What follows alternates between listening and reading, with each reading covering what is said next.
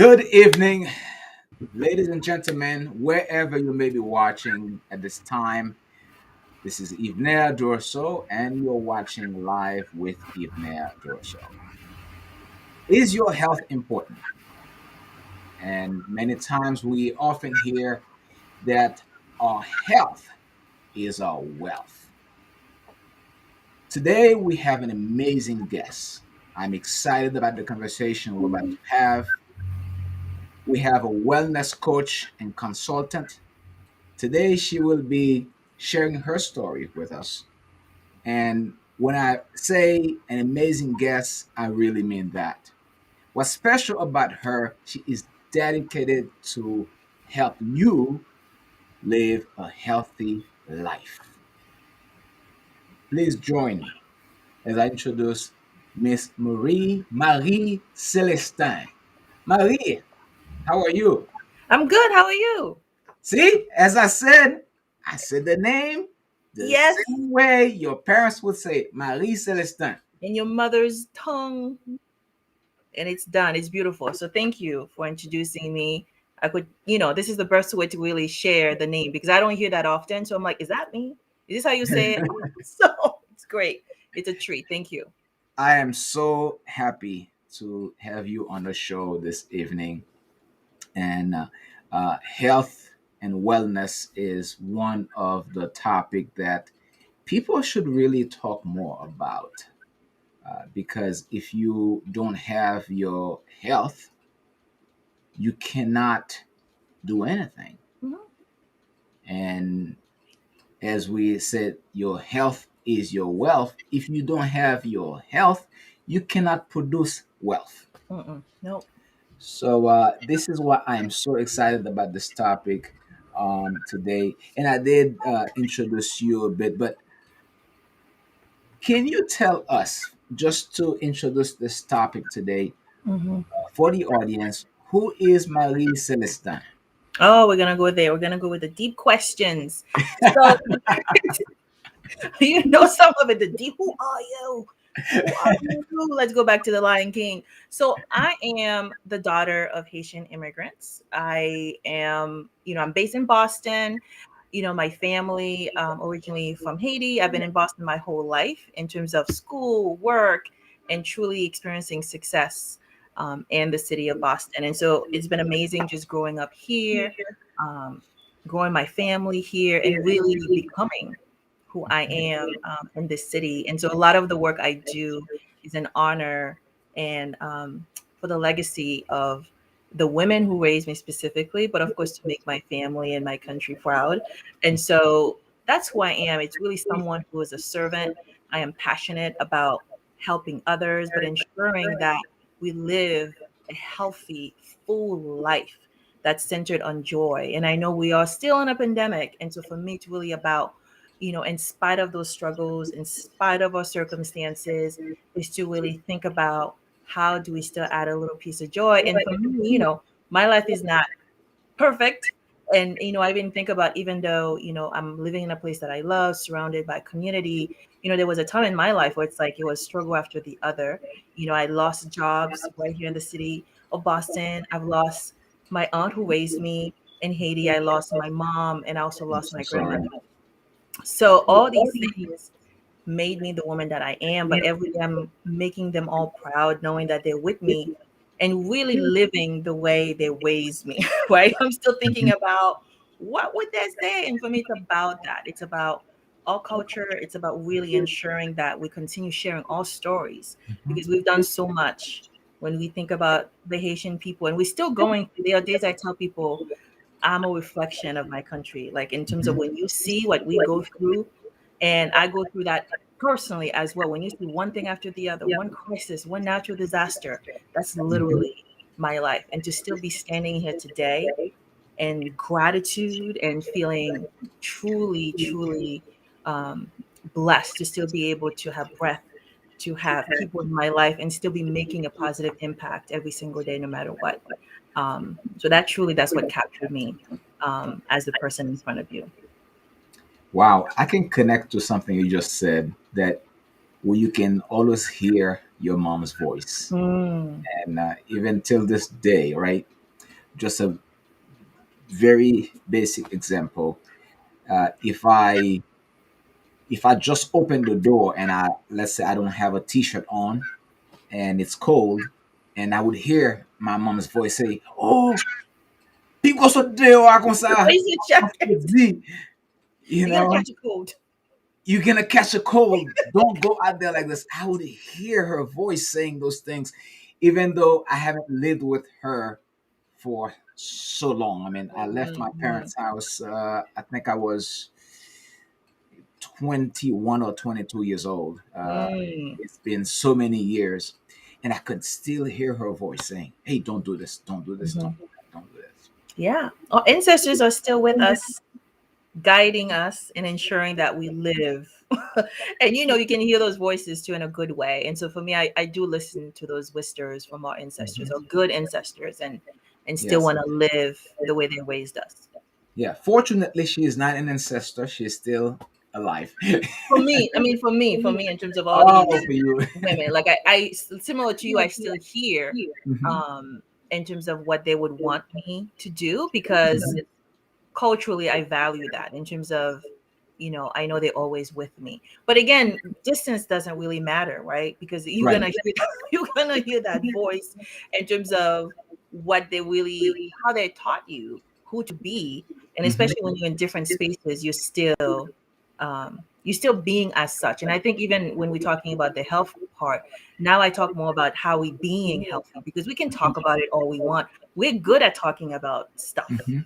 It's just how we being and becoming more of how we were raised to be, and how we're defining that ourselves, as adults. Like, you can still hear the voice, even if she's not with you, but how are you yourself as an adult now? Mhm. Whether you're applying them, but how you redefining them for your own self. Yes, and it's such a you put it so well. Earlier, I was watching a video, and the guy's a motivational speaker, who's a guy that I'm gonna have on the show next month. He was saying we don't have a lack of information. Hmm.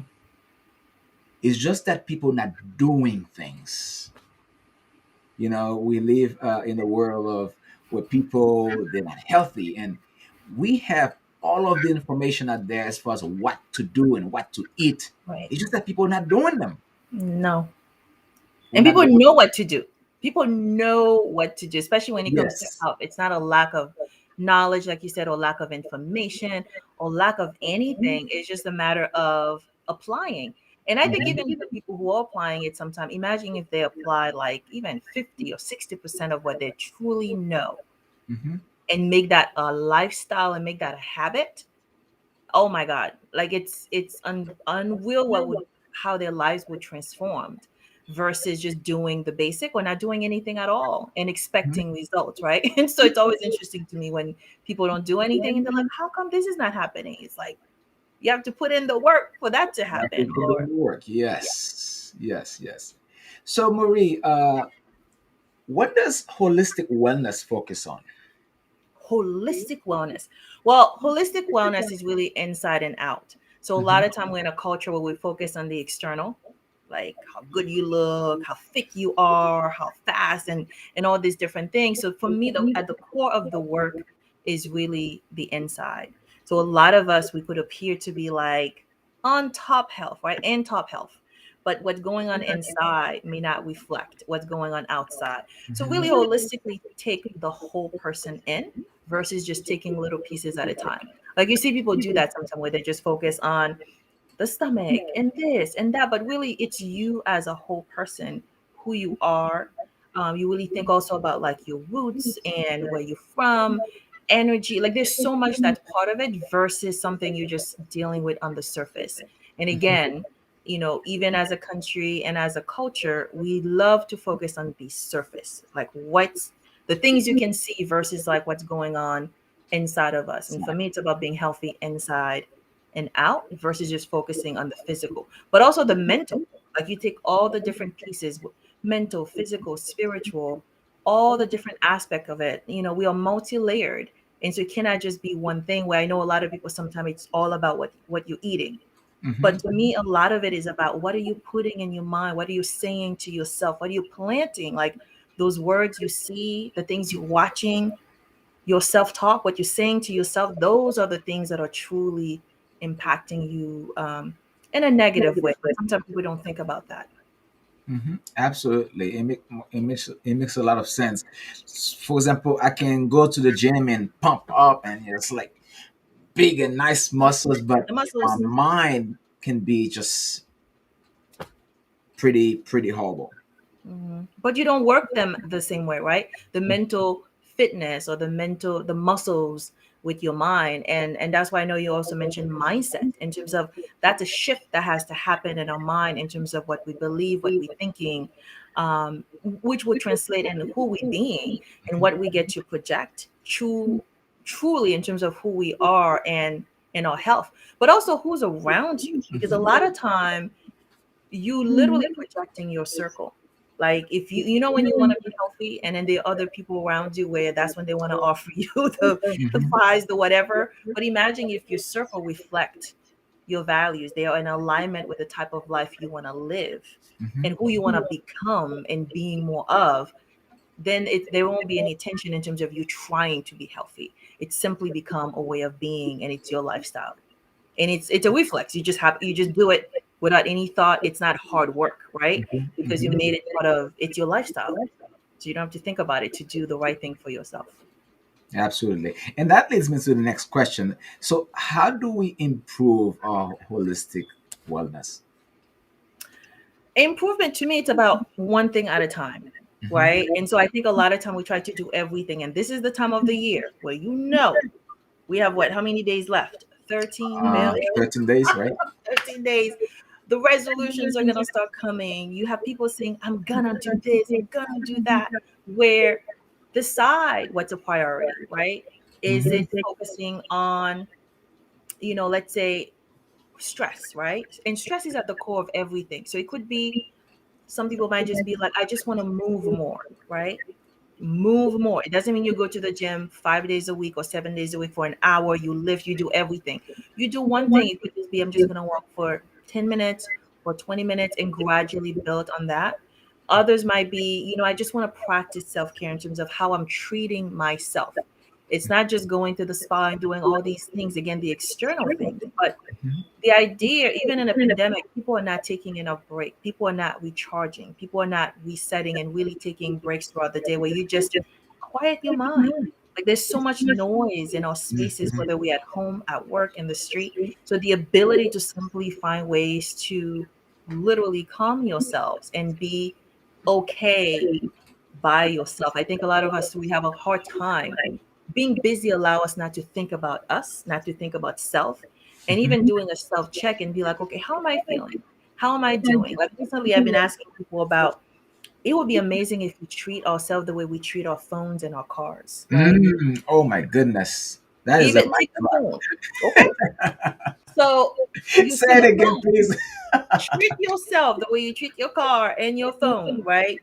We practically sleep with our phones. If your phone is like barely like 80%, like early, I don't know what you were charging, and you're like, what do you do? Do you let your phone completely die and then you're like, I gotta charge it? Or the moment you see that it's being depleted, that the battery is going down, you're like, I need to charge it. It's the same for us. There are many people who wait until they're completely depleted, they get sick, and they're literally knocked down. Then they're like, okay, I need a break. I need to take better care of myself. I need to, reduce the number of hours or the number of things on my plate. I gotta, right? And a lot of us are functioning based on crisis or wake up call or diagnosis. Until then, being healthy is an option. Being healthy is something you get to talk about. Being healthy is something someday I'm going to be healthy. Next year, okay? The new year's coming. We can wait. I can't start today. So for me, it's about thinking about that one thing that you can commit to, that you do a little bit every single day.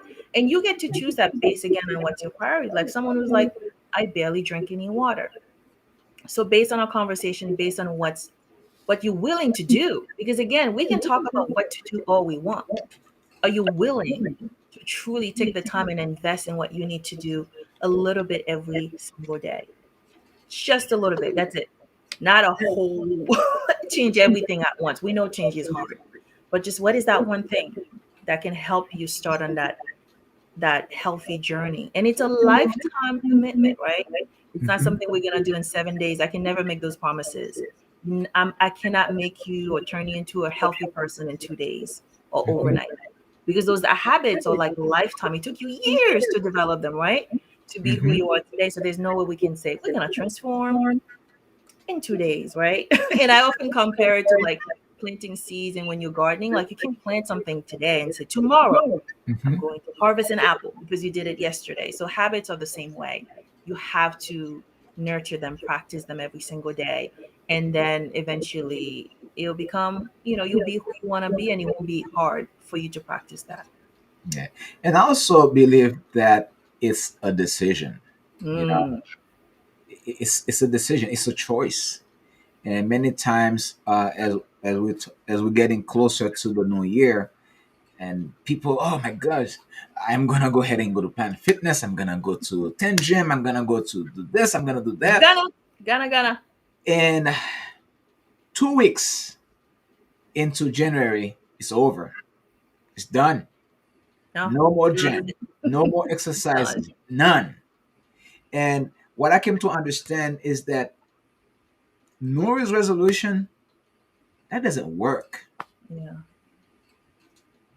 Doesn't work. And I think people should make a decision, choose to wake up and work out, and choose uh, to stop eating the crap, if if I can say that. Mm, All of these things that are not good for you, and you know it's not good for you. You know too much alcohol is not good. Just reduce on the alcohol. Now we're not yeah. saying just stop right away because it's not going to be easy, Yeah. but start slowly, little by little. Mini steps. I think the little mini steps. I think the one thing I would add, there Mhm. are some where it's not that simple because there are certain conditions you end up having. It's just certain medical conditions or things are hereditary, for example. But there are some people sometimes that I see where I'm like, wow, like where I get so motivated. Like one of the coaches that I met, he is so amazing. His first name is Nick, where I think he has no legs. He has one arm and one finger.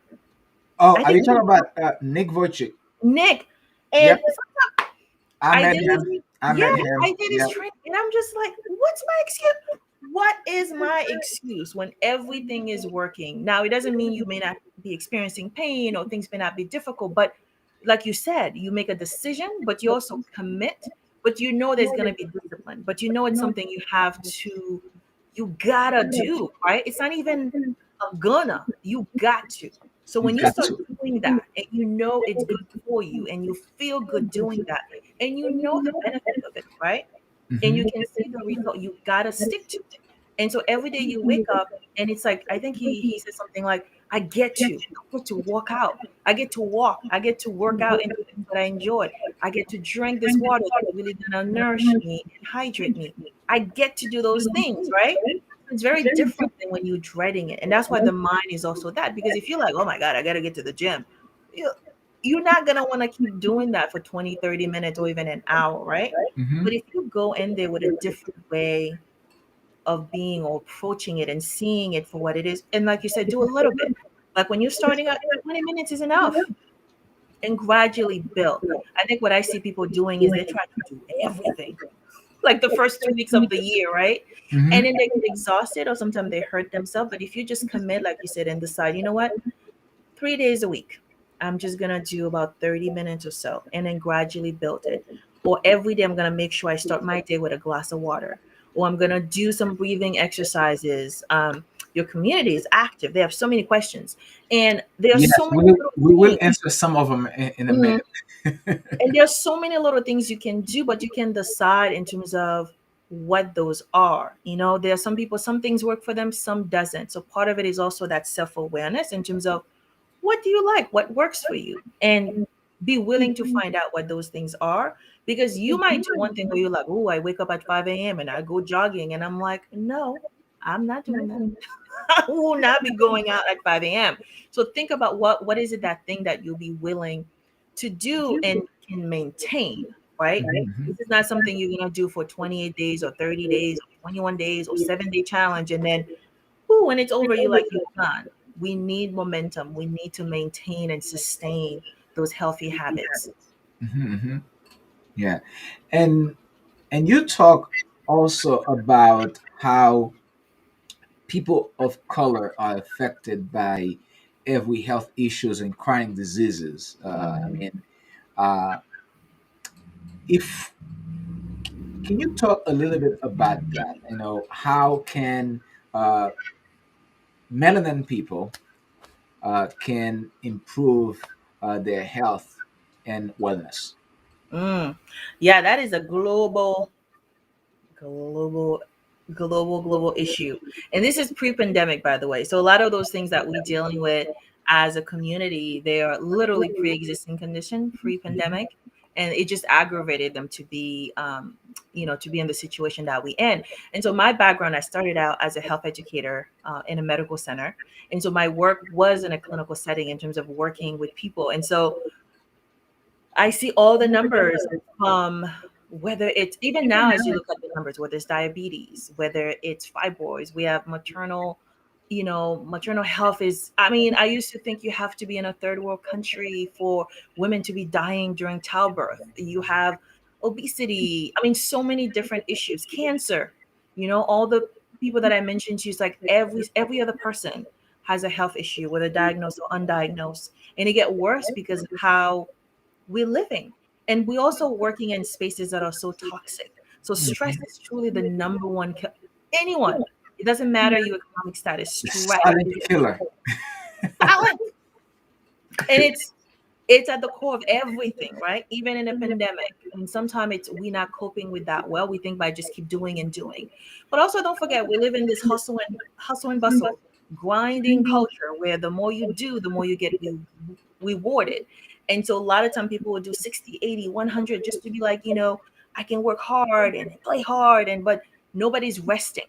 Nobody's really practicing restorative rest.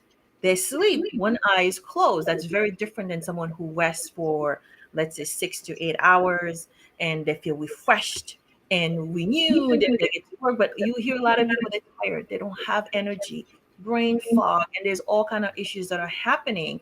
And so when you look at the numbers, most people might be living with them, but when it comes to communities of colors, many people, it's fatal. Whatever that thing is, it is fatal, which means literally we have to be this has to be a health crisis in this country even before the pandemic, to say what do we need to do differently as a community, and how to really look at those things in terms of how we being, and so many things are impacted by it, right? When you think of like even the systems that are in place where people don't have access to healthcare. And I'm fortunate that I work with people about eating healthy, but you're also dealing with food insecurity, housing insecurity, so many different things which really aggravate all these other issues, where sometimes being healthy feel like a privilege, a luxury, to be able to take care of yourself and not be stressed out about being healthy. Can you imagine that? It's like you're already stressed about everything else. And now added to that is we don't have access in terms of getting good care, access to doctors who are actually listening to people. And is speaking as a woman of color in terms of pain is another thing. Like I remember when I, after giving birth, and I share what the number, what my pain level was, and they're like, "Oh, that person didn't believe me." And so you have a lot of time, like those we're working with who are not culturally trained or sensitive to really think about the populations that they're working with and to take that into account. But also, it's really us. We need to take charge of our own health. And I know we talk also about wealth. To me, looking at health also generationally, really building generational health is as important as building generational wealth. And so Mm. that's an issue that has to be talked about together. Sometimes we do it separately, like it's two different things. Like when you think about what do people stress the most about, right? Money is at the core Money. of it. Keeping job is at the core of it. And what's the thing that can take somebody out within minutes? Medical bills, housing bills, all these things. So it's they're intertwined. And so we talk about these things like in a intersectional way where we include all the pieces and seeing how that person. And that's part of holistic health, right? Like you don't chop the person and say, let's focus on this part, and then Mhm. you forget the other one. Like you really need to think about the whole person and how everything in the environment, everything in the way where they live, and so many different things. And even when you think about, the city where you live, like your zip code also is a reflection of how healthy or wealthy somebody is. And so it's hard Mm. to separate all these things because where you live, the city you in, where your kids go to school, where you work, all these things have an impact on the type of lifestyle or healthy lifestyle or unhealthy lifestyle that you have. So you think we have a health divide, Mm-hmm. just like we have a racial divide, a We sure do. socioeconomic divide. We also have a health divide because Mm-hmm. there is no equality in healthcare, or so we need not just healthcare equality but healthcare equity. Inequity. Yep. We all at a different level in our Mm-hmm. health. So I don't think we have a healthcare system that is meeting everyone where they are in terms of their health. Why? I mean, you have to look at it as the country as a whole. Like a lot of time, I compare the U.S. with other countries in terms of what they have in place and how challenging and so many red tapes in terms of just basic, like what we're not even asking for, like the ultimate sort of like health package, right? We just basic way of like taking care of yourself just to live, right? And that should just be a universal right for everyone versus just like if you happen to have a good job, you happen to get into a good healthcare plan, then you get it. And then you have the people, if you don't have the means, then that means you're not included in that. And so Mhm. this is something that's been literally plaguing this country for years. And I don't even know if it's something truly that's going to be addressed or want to be addressed because, you Mhm. compare it to other, you know, superpowers or so forth, or other countries similar to the US. And you see, even when you think about family leave or how long you can take when you're raising a family or somebody's sick in your family, or even when someone passed away, like when you see how much time you have, and everyone is always concerned more about like, okay, I can't afford to lose this job, right? So you keep working and doing things so you can keep it. But I think fundamentally to really look at and see, is that something that's important as a nation? And I think it, when you look at our systems, all the systems are interconnected. Mhm. Like system inequality is real in every aspect of our lives.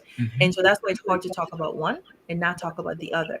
But Right. sometimes too, we don't want to learn from people who are doing it well. There are some countries like we think they're this level or that level where they really they have a good model that we can learn from, but we Mhm. don't want to. But also, don't forget the economic factor. I think there isn't, it's difficult to monetize health. I think you can get richer through people, through disease. And so I don't know if we Say all it again. yes, if we all decided to be healthy, I think that would be a crisis in some situation because it's like, what exactly, how are we going to make money, right? And so when I see so many disease, and I mean, I was even looking at how quickly we were able to come with a solution for COVID, and I'm like, I'm seeing at so many things that I see family members deals with, and they're still unresolved. We still don't have a cure for certain things, and I'm like, why isn't that an urgency to figure out how we can cure cancer, find a vaccine for some other things that are literally still killing people in addition to COVID every single day? Like heart disease is still a thing, and so many different things. So why is it like this is an urgent matter? We got to figure out how to do it.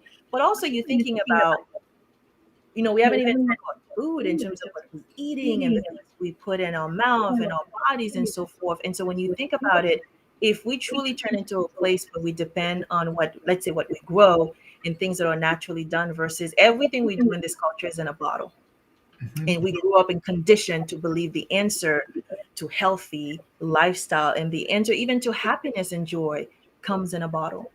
It's packaged. It's not like in nature. It's not within you. It's not within us. It's not within our community. It comes in a prescription, and that has to Using a shift. prescription. It's a prescription. Absolutely. That is. That is so amazing. And just a quick refresh, you're watching at this time live with Yvener Duroseau, and I have my special guest, Miss Marie Celestin. She is a wellness coach and consultant. Today we are talking about our health. Our health is our wealth, and the ways that we can prioritize our holistic wellness uh, to stay healthy and and live a better life. And we're gonna take a short break for just about a minute or so, and we'll be back with Marie Celestin. Human race is unique.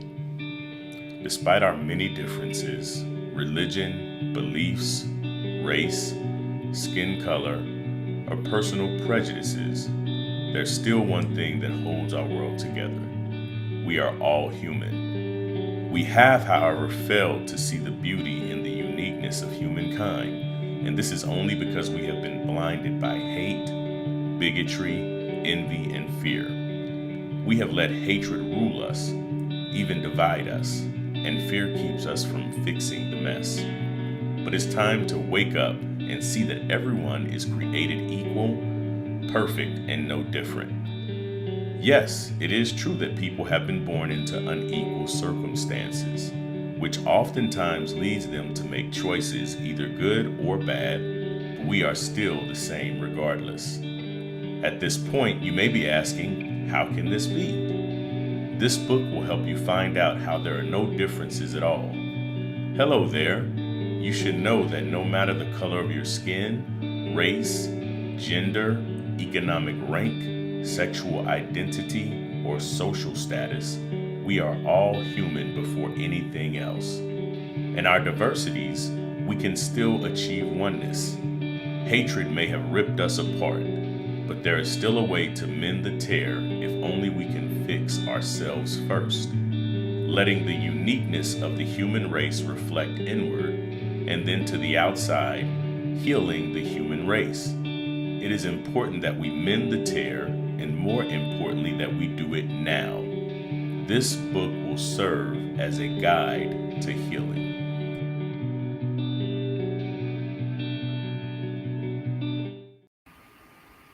We are back with Marie Celestin, our special guest this afternoon.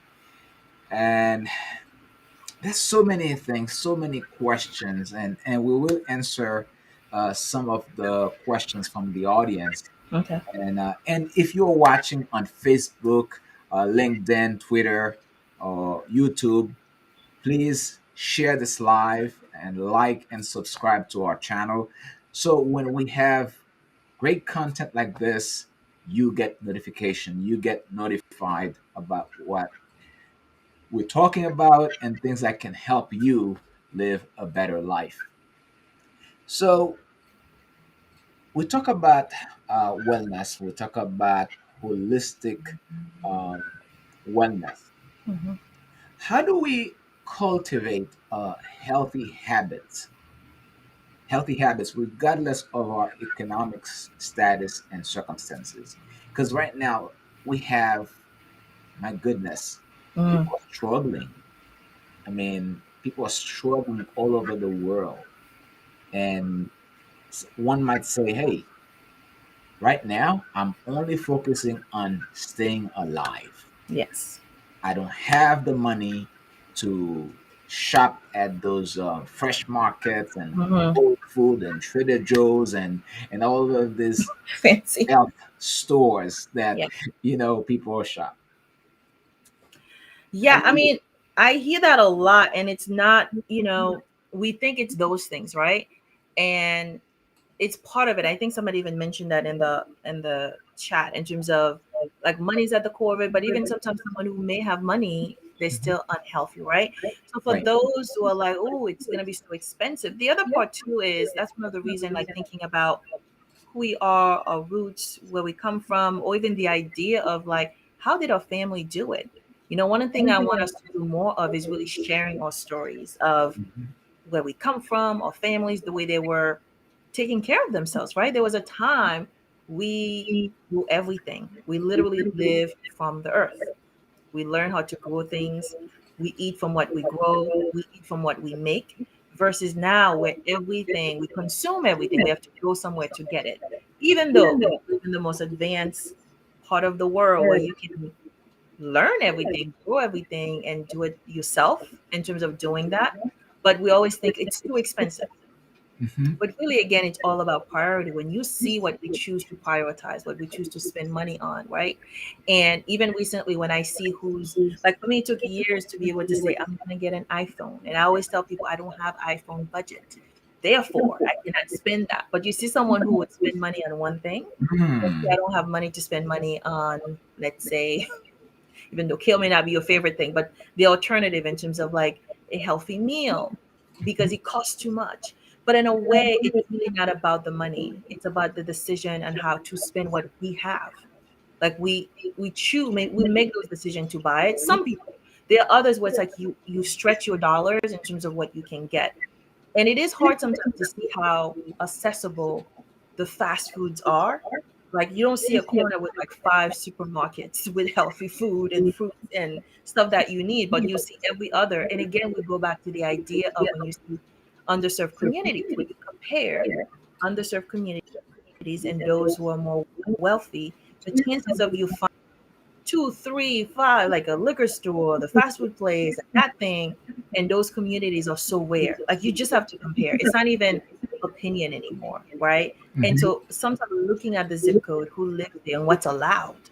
Like there's some communities that I'm in, I don't even think there's like one McDonald's that's there, that's or one fast food anything. They may have a deli and some other things, right? And so I think people have to think about what's there and then what's not there. Like I know in some communities where people are literally doing, I don't know, it's called like it might be called like they're like desert areas where it's like you're not able to find anything. And so people are literally taking abandoned lot and different places and saying, we're gonna learn how to grow our own food. We're gonna make Hmm. sure we provide and that taking care of ourselves, it's a community issue. Like feeding each other is part of being, who we are in terms of learning how to grow it. But also sometimes people think it's going to be policy, right? It's going to be policy. Some decision is going to be made in terms of things are going to be affordable. I mean, you see the pandemic not things are not really drastically changing because of that. And so we have to start thinking about what are we going to be doing differently. This year, one of the things I was able to participate in was a book called One Habit to Thrive in a Post-COVID World, where each person was able to come up with like, what is that one habit that you need or that has worked for them in terms of making those decisions, right? And so some people it's basic things you would think like it's not as big as you think, like food is part of it, right?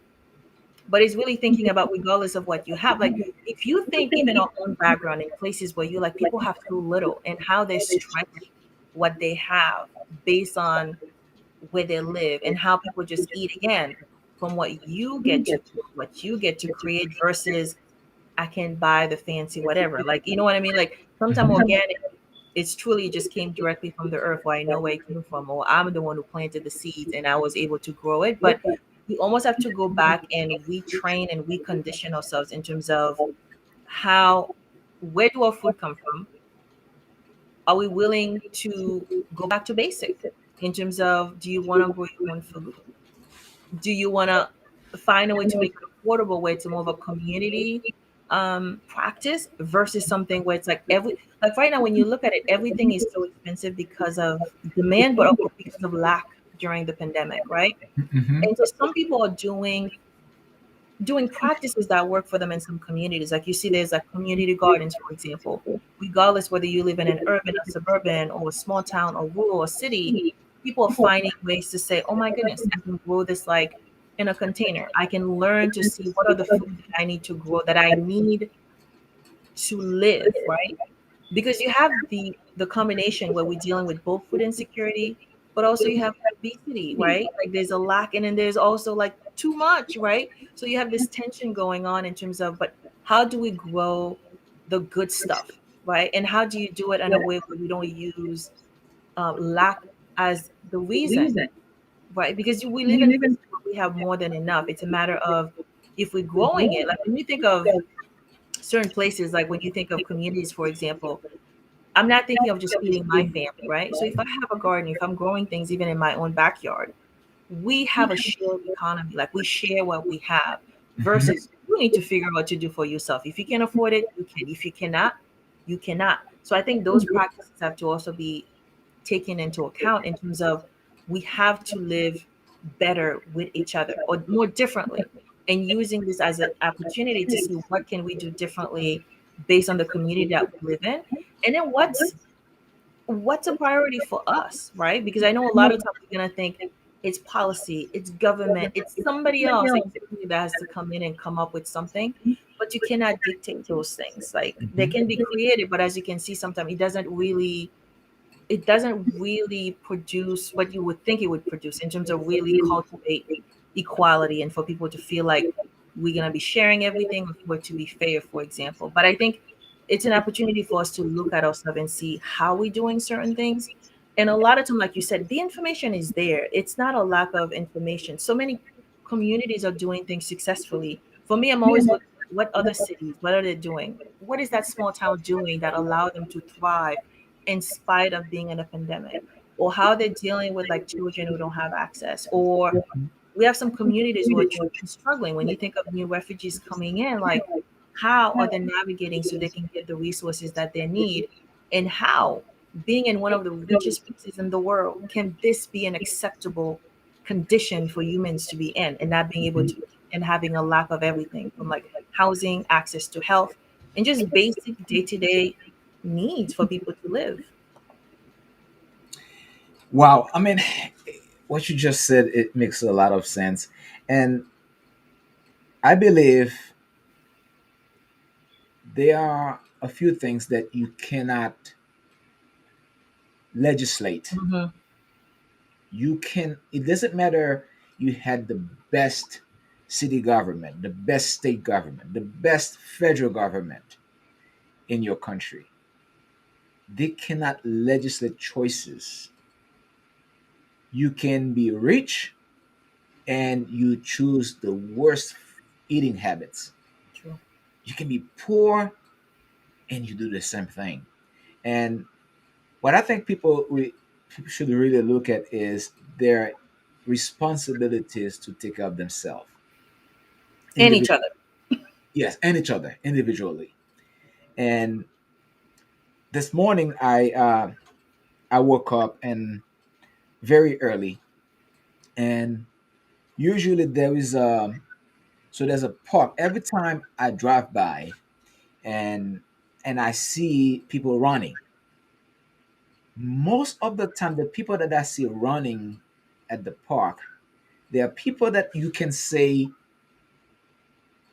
average size. Okay. So I'm not saying that when I say average size, some people may misunderstand what I say, but like people that you would think that don't need to Mm, exercise, okay. but though you see them running at the park at 7 o'clock in the morning while it's 40 degrees, No matter what. no matter what. While if you drive a few blocks down the road and you go to Burger King or IHOP and those fast food places, you see a lot of the people that could use that time, that 7 a.m., that 8 a.m. to do some exercise. And those things government cannot do for you. Mm. You have to make the choice. You have to choose to be healthy. Health is a choice. Yeah, And I mean, I think the one thing I would add is reprogramming our own selves too, because mhm, in a way, when you see the food system here, mhm, there are certain things where literally they start so young. I think you asked the question early in terms of how do mhm, we start. I mean, for me, sometimes I feel like, I'm not that much older and I feel like I started too late, right? I feel like I mhm, started when I started seeing the examples around me in terms of family getting sick and dying.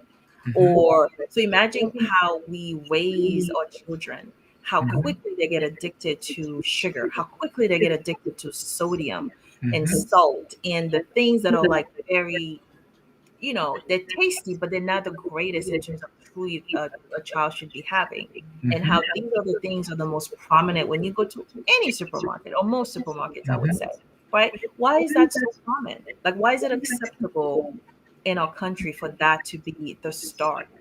Mm-hmm. But Mm-hmm. again, it's a start not for everyone, right? Because there's some children you would still meet and say, they're not allowed to drink this, they're not allowed to do certain things, and it stays with them.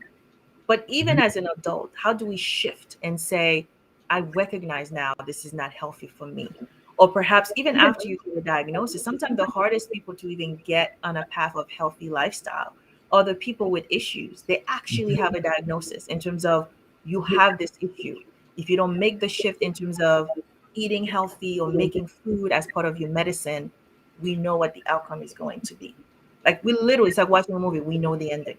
Mm-hmm. Like, we know Mm-hmm. where this is going, right?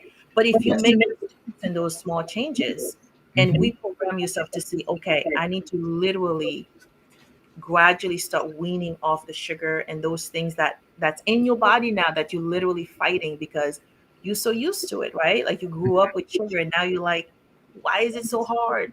And then the chemicals that are in our food, it's like you literally fighting an addiction for you to get off of it because we started so young eating those things, right? Mm-hmm. Yes. So, Mali, I know that you are currently working on a groundbreaking campaign to support students, and entrepreneurs, and the nonprofit leaders of color. Can you tell us a little bit about this project?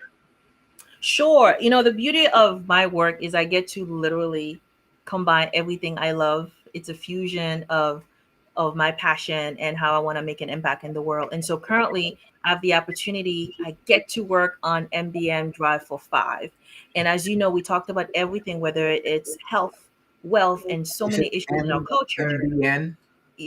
Underserved communities are affected. And so Okay. this is about raising funds to make sure that students of color and those organizations that are led by Black and Brown folks get resources that they need. And so we're using the African American Historical Journal as a fundraising tool for us to raise the money that we need to be able to fund the projects that are important in our community. And so we want to raise $500,000 this month, by the 23rd this month, to be able to support nonprofits, small businesses, students of color who are struggling to have jobs, but also those leaders who need those grants that they stay open during the pandemic. And so I'm asking and inviting you to join me on this campaign. I have the opportunity to lead the Sojourner Truth team as a way to honor her as a historical figure who fought for the rights that we have today.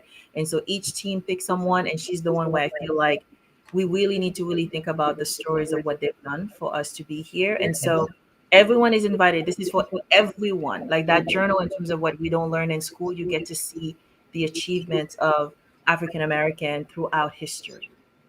What does the acronym MBM stand for? So MBN is the Matthews Business Network. And so this is a member centric organization made up of Black and Brown folks You said Masters globally. Business Network? Matthews. Oh, Matthews. Okay. Matthews Business Network. And so all the entrepreneurs, they are in the US and Asia and the Caribbean, and growing into Europe and then Africa next year. And so this is an international group, but everyone is working to ensure that we support each other, but we also uplifting and making sure we stay connected, but also that our dollars are spent within our communities, and make sure that we are making sure that what's needed, we able to provide those resources instead of looking externally. So, how can the audience support this movement? So they can support this movement. They can go to mbnconnect.com. And this is where you're going to be learning more about the campaign itself. And anyone can get a pack of journals of 5, 10, 20. I'm asking those who are teachers, educators, parents, regardless of the field that you in, to join us and get your five. I got my five, and I want to encourage each of your viewers to also get their five by supporting this cause and ensuring that they credit the Sojourner Truth team. So you put that in a box when you're doing that. But you can also DM me. I'm on Instagram. And if you DM me Drive for Five, I'll be able to share more information with you as well. But I do hope everyone say yes to that invitation, share it with someone you may know. I'm right now reaching out to libraries and schools and teachers and those who are in the nonprofit sector. Yes, get your five. So I got my five. I'm so excited. And you get to learn about all these amazing people. As you know, we're not learning about these things at school, right? You learn a little bit about our history, our culture, and we're building a griot culture in terms of where we get to tell our stories, Mhm. our ancestors' stories, but also the future we are imagining, reimagining right now, and making sure that we're building our legacies and sharing the stories we wanna tell and the true story, which is why again I chose the journey of truth in terms of us living a healthy and truthful life. And I do have, as you're talking about it, and I do have the website on the screen as well as the link, which is mbnconnect.com. If you want to support this movement, go to this website. Uh, the website is on the screen as well, to support this movement, because it takes all of us, not just me, not just Marie, not just John, not just MD, Everyone, everyone. everyone. It's together. We do so much when we're united. The power we have when we're united is we are unstoppable when we're united. Absolutely, absolutely. Oh my goodness. So we have so many people. We have right now Questions. 33 people. At least we're going to answer one question from the audience. And there's One one, question. at least one, at least one. And you pick which one, because I think so many people had asked so many Ooh, questions on here. you have a And I'm sure, great audience.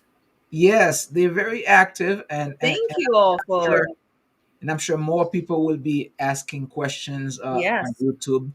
And someone asked earlier, Khan, it says, how long does it take our body to recover from stress? Oh my goodness. I saw that one too, and I'm like, whew, that looks like a research question. How?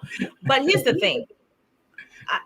We really overexhaust our body, right? You heard the analogy I share in terms of our car and our Mhm, phone.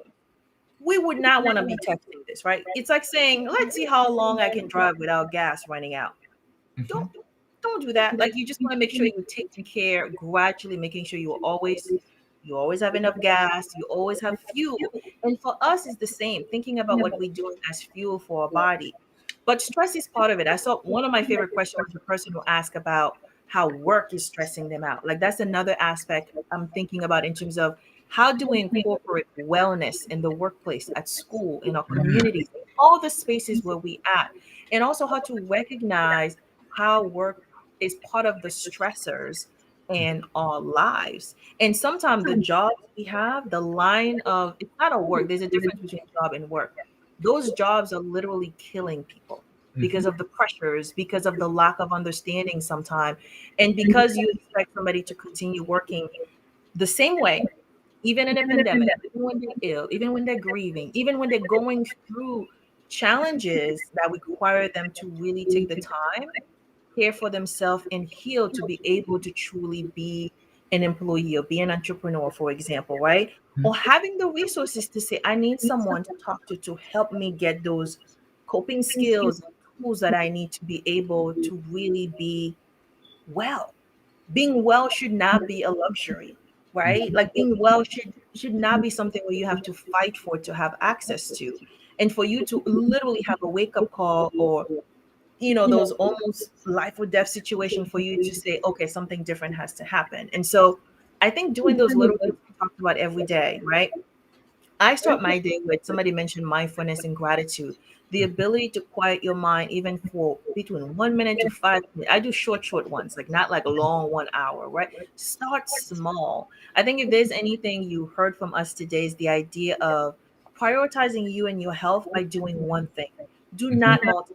And this is coming from someone who thinks she can do multiple things. I can be working out, do this interview, take cookie at the same time, and I think most of the time. and I'm thinking of like, oh my God, I have something else to do when this is over. The ability to quiet your mind and do one thing at a time and focus on one thing, right? To be mindful, right? To be present in the present. Mm-hmm. Be present now and focus on that one thing. And then for you to think about gradually, what is that one thing that I need to do? But also finding ways to practice self-care, but finding ways to bring joy into your life, right? Like Mm-hmm. humor is key when you like, in spite of what you're going through, those things help relieve stress. Some people exercise. That's why they exercise, because they counter those low energy and your moods, because they really raise your energy up. But you have to decide, which exercise am I going to do? Am I going to do some steps in the house? And sometimes people think because of what I do that I'm super healthy. Like recently, I made a switch where I got a Fitbit, right? It's like first Fitbit ever. I feel like a super, like a Wonder Woman Fitbit. Mm-hmm. And it measures things, and I can see I'm taking steps. There are days I purposely take the stairs, and it tells me you did like 10,000 or more. And so I can see, even within the house, walking back and forth between like kitchen, bathroom, living room, like movement. I talk more about movement than like go and lift weight, like build in that direction. But really see this as you being on a path. It's on a continuum. And this is for life. Don't see this as like a short term so I can get a six pack, I can get a whatever. This is you making sure that you live, that you have vitality, you have energy, and you're able to maintain that, and you aging well. I want to age well. Mm-hmm. I don't Mm-hmm. know if I'll be, have the same level of energy, but I don't want to be in pain. I don't want, muscles to like be creaking, for example. And then to think about how you want to live, like what you want to, where do you want to be, and the kind of life you want to have. So you get to create that. And that's part of health, right? The places you want to live in, because where you live has such a big impact on the life that you have. So I think a lot of time we can be stuck in a place. I see a lot of people willing to travel because of the pandemic, knowing I can work from anywhere. Would you rather work in a place with palm trees or like other things? But wherever you are, you have to think about, how am I gonna truly make part of taking care of myself a sacred practice? And you do it no matter what. It's not something you're gonna do, but you gotta do it for the sake of your own well-being, and for you to just live. This is the best happy ever have after you can have, right? To just be Mm-hmm. healthy, wealthy, and happy, no matter what age you are. So that's what I wish for your audience, regardless of what they do. But start with one thing, stick to it, but also do it together. That's one of the things I'm doing more of. Like I'm doing more group wellness, where we come together, like we learn how we being healthier from each other, how we practicing it, encouraging each other and be accountable, and then celebrating when you reach those goals, to say like, oh my goodness, I was able to drink water every day, or I was able to connect with other people. That's a huge thing people don't see as part of healthy. Like all conversation, like talking to another human being, even though it's virtual, that's something that can make you feel good and really improve your health. But also the idea of like, what are you thinking? What are you eating? What are you feeding your mouth? What are you putting on your body? But again, it's an inside job. This whole thing is an inside job. I Oh, know. this is a mic drop. Yes, yes. The choices that you make as far as the food you eat, that is an inside job. It is, and No that's one yours is gonna too. choose for you. You make that choice. Mhm. Yes. And as you were talking about jobs earlier, and I learned that early on in my life when I started working, and I've seen people getting fired, people quitting, and people dying. Mm. And I'm like, wow, it doesn't matter your position at the job, at the company, whether you are uh, the customer service rep, the cashier, or the store manager or the CEO, you are replaceable. Mhm. You are So replaceable. If you don't make a decision to take care of yourself, that's a big mistake. mhm. Yeah. If you die today, the company will give you so the company so they will give your family 2 days to cry for you, Mhm. call 3 days to cry. Within those 3 days, trust me, You need to it come doesn't back. matter how good of a cashier you were, it doesn't matter how good of a manager you were, they're already interviewing somebody else Mhm. to replace you. Yeah. Now, the best thing that you can do for yourself is take care of it. Take care of Of yourself, you. of you. You comes, you come first. And I know the audience would love to have you for. Like, let's stay.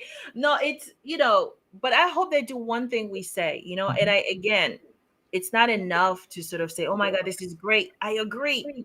mhm. You want to make me happy that we had this amazing conversation. And I love being in community together with every single one of your members who are typing and sharing and saying hello from the beginning till the end, is to actually do one of those things starting today. Just do Mhm. one of those things and then share them with Yvener. Put them in the comment and say, I went home and I did this. Or after the show, I drank some water. After the show, I took some step. After the show, I journal. After the show, I took 10 minutes and just quiet my mind today. You gotta do today, not I'm gonna do tomorrow or next year, right? And that's not even guaranteed. You can always prioritize your health and yourself today. You have this moment. So be healthy in this moment. Every moment you can be healthy, and just savor it and be in gratitude. So that's my final advice for your community, anyone who's listening now and also watching on replay. So I appreciate all of you. So, final question. It's been so amazing. There's been so many mic drops here. So, and I know you're a consultant, you're a coach. How can someone either watching live or will be watching the rebroadcast? How can they contact you? How can they get in touch with Contact you? me. So it's very easy to reach me. Ooh, I see a lot of love from Moina. Yes, thank you. I'm receiving all the love. I'm taking all the love. They You send can you a lot of flowers here. I see it and hearts. Yes. So 10kmarie.com. But IG is my playground. So if Your you go on Instagram. IG, click on that link, you can see all the ways you can reach me. And I want to hear from each one of you. I love engaging. You can DM me and find out what is going on. And so 10kmarie.com, literally, you see all the ways you can connect with me, find out how I can help you. And my goal, I want to help you improve your health. And I want you to be able to do that with less stress. But for you to decide you want to invest in that, do you want to invest in your own health and do it with less stress? And believe me, there's nothing, you don't want to live with stress or more stress in your life. And so take that opportunity and today to say, I'm going to reduce stress and I'll be able to help you. But also if there's someone you feel like that person can use the help, definitely send them my way. I would love to help as many as I can. It's on the screen. All right. Or you can just go to Instagram and find. So, what's your Instagram handle? Talk with Marie. Talk with Marie. Let's start with the conversation and then see how I can help you be healthier and happier. So I'm hoping everyone start planting those seeds today. Start planting those healthy habits so you can truly live the life that you want. And you get to create that every single day. You have an opportunity to create the life. And you're worthy. You're worthy of wellness and being healthy and living a healthy life. We all deserve that. Thank you so very much, Marie. It's been such an honor to have you on the show. You shared so many amazing advices, and it's just like I said. I use the word mic drop all the time. So, mic drop.